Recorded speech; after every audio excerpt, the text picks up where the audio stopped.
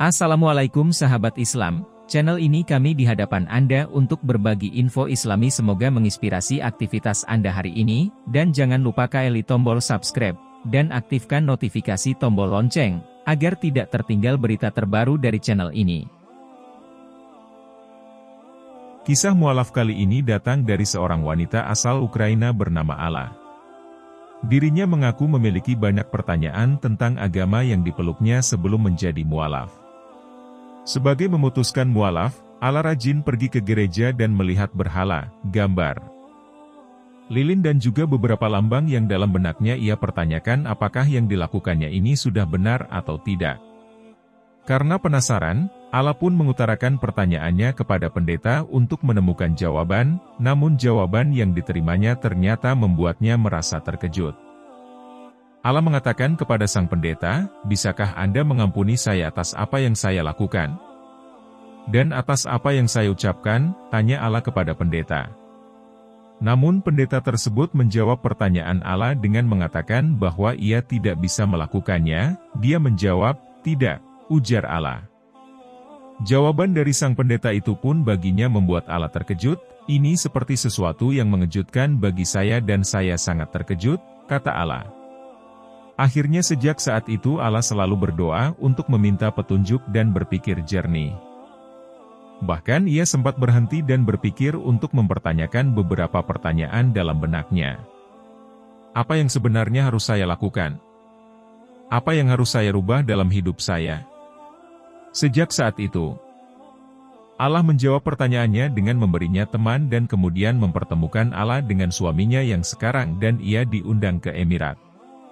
Alla mengaku senang saat diajak ke Emirat karena ia tahu bahwa negara itu adalah negara Muslim sehingga dirinya bisa banyak belajar tentang agama Islam. Kemudian Alla memutuskan untuk memeluk agama Islam dengan membaca kalimat syahadat. Bahkan saat mengucapkannya ia mengaku bahwa dirinya terus-terusan menangis namun ia bahagia. "Ketika saya bersyahadah, saya terus menangis. Masya Allah, saya sangat bahagia dan ada beberapa teman saya juga ikut menangis," ujar Alla. Ustaz yang membimbingnya membaca syahadah mengatakan bahwa momen tersebut seperti manusia yang baru lahir dan semua orang merasa bahagia. Sebelumnya juga ia mengaku bahwa ia dan keluarganya kerap bertengkar dan tidak mengendalikan emosinya.